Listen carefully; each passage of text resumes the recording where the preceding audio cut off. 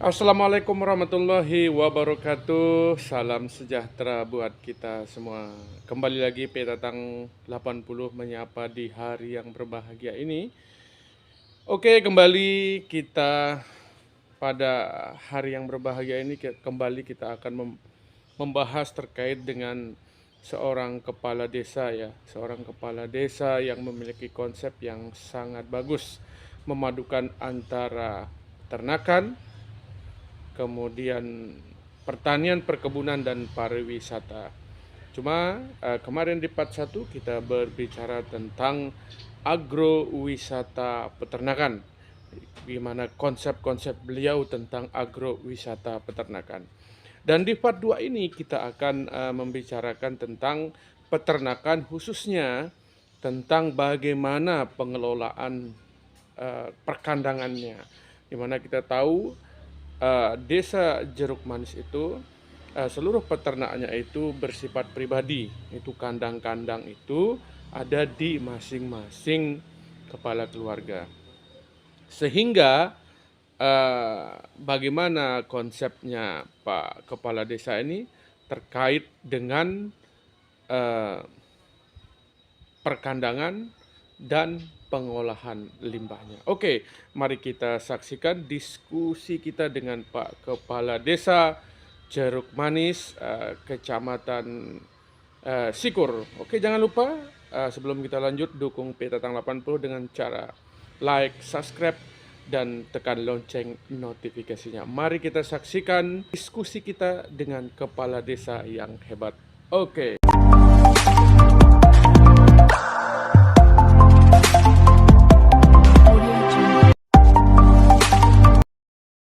Oke Pak, kita kembali ke peternakan Pak. Tadi sudah berbicara tentang konsepnya Bapak terkait sama agrowisata, peternakan, pertanian, perkebunan. Nah kita fokus terkait sama peternakan kita Pak.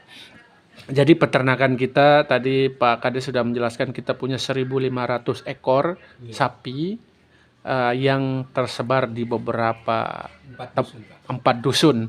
Nah, ini sifatnya masih kandang pribadi, tersebar di seluruh desa, di seluruh RT ya, di seluruh RT. Nah ini juga mungkin akan menjadi problem nanti terkait sama mungkin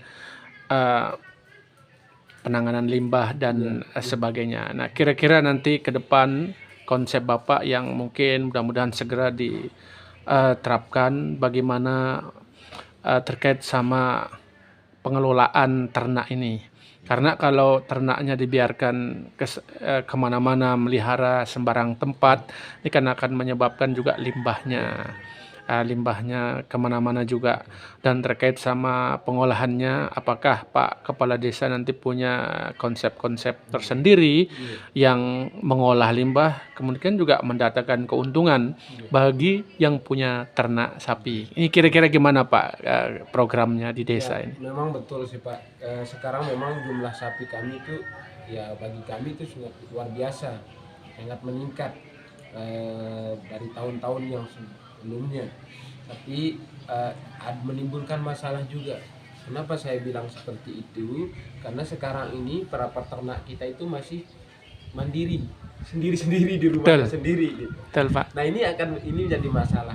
Masalahnya di mana untuk penanganan seperti Bapak bilang tadi, penanganan limbahnya. Karena sekarang itu yang jadi komplain kepada kami itu oleh masyarakat itu limbah ini, apalagi di musim hujan, Pak. Betul. Oleh sebab itu, makanya kami dorong kepada masyarakat dan alhamdulillah sudah ada yang memulai sekarang di RT 9, Pak. Jadi jumlah RT kami di sini itu 15 RT. Nah, tersebar di 4 dusun yang 15 RT ini. Nah, itu yang kami sampaikan kepada masyarakat. Kita ingin mengolah limbah ini. Cuman permasalahannya sekarang akan memakan banyak biaya kalau masih kandangnya itu di rumah masing-masing. Apalagi rumahnya itu agak susah masuk untuk pengangkutannya. Ya. Oleh sebab itu kami mendorong untuk membuat kandang kolektif.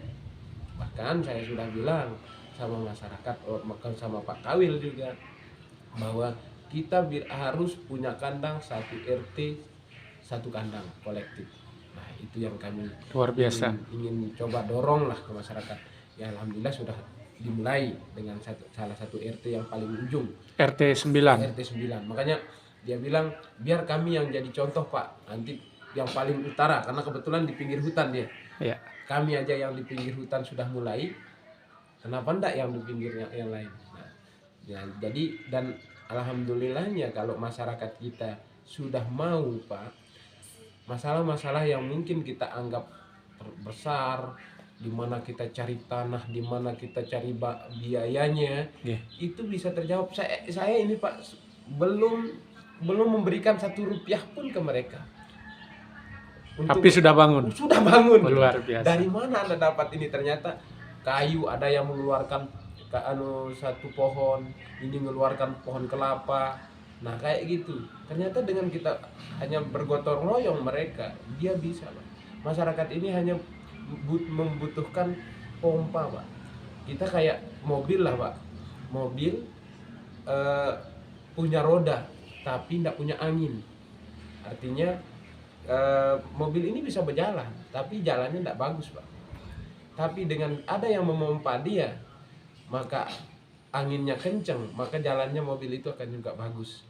Nah hanya itu yang saya coba dorong ke mereka, dan saya cuma pompa-pompa memberikan semangat aja, Energi ya. Ya ternyata dia mampu gitu. Yeah. Padahal saya belum sampai ke sana ya, ekspektasi saya paling lah baru dia sampai. Ternyata kemarin ini saya kebetulan ada kegiatan di dusun Kebon Baru.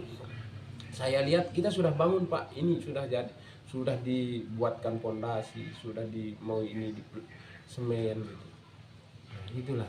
Ini sangat luar biasa sekali Pak, karena kalau kita bangun kelompok ternak kandang kolektif, ini kan menyatukan yang berserakan. Jadi yang berserakan kita jadi satu.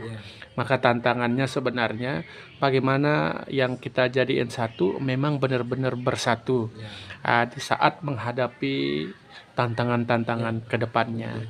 Nah ini juga Pak Kepala Desa sangat luar biasa sekali. Kenapa? Karena program satu kandang satu RT ini luar biasa Pak.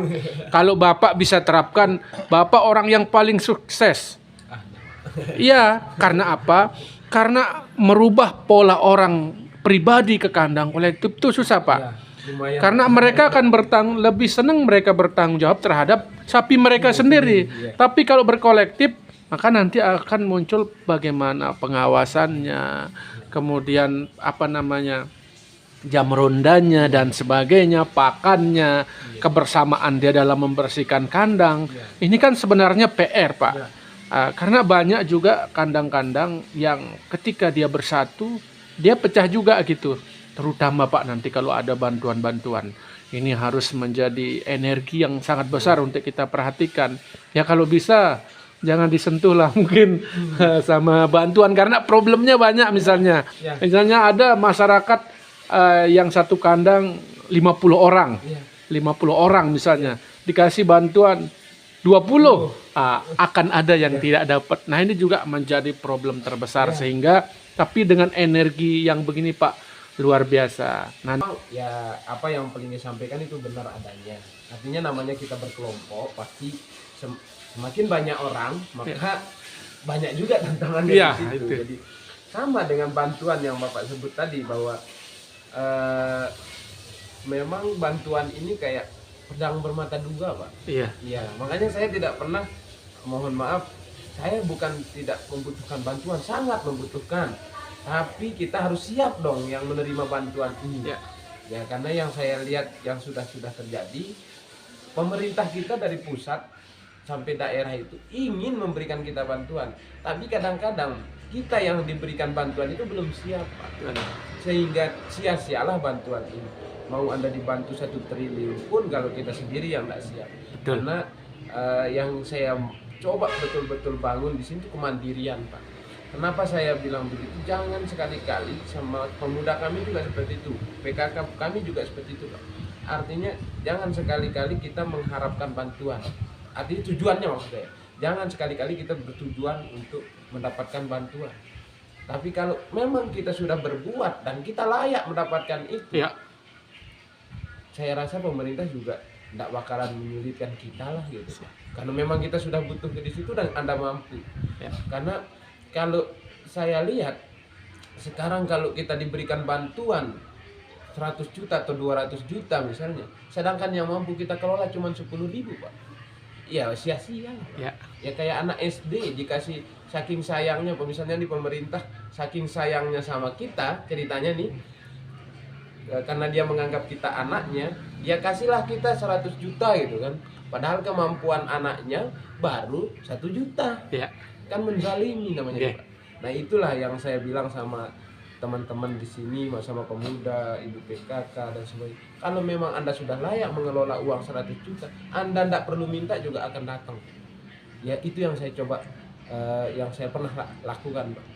Karena saya betul-betul dari nol di pekerjaan, dari nol gitu. Jadi itu yang saya coba dorong. Nah, begitu juga dengan kita kembali ke peternakan ini. Kalau memang kita sudah siap mengelola uang itu, misalnya mau bantuan 200-300 juta dari pemerintah pusat, ya enggak akan jadi masalah kalau orangnya sudah siap. Oke, tadi kita sudah dengarkan ya Pak Kepala Desa terkait sama kandang, di mana program dari Bapak Kepala Desa kita adalah 1 RT 1 kandang. Nah, itu kita konsep beliau luar biasa sekali. Semoga konsep beliau atau cita-cita beliau, cita-cita Desa Jeruk Manis itu bisa terwujud. Oke, nanti untuk part 2 mungkin kita cukupkan sekian. Nanti kita lanjut di part 3 terkait sama pengolahan limbah, kemudian pendanaannya, siapa yang akan mendanai pengolahan limbah tersebut, dan bagaimana Pak Kepala Desa akan menerapkan pupuk organik sebagai pupuk utama dalam menerapkan Desa Jeruk Manis sebagai desa organik. Oke, nanti kita lanjutkan di part 3.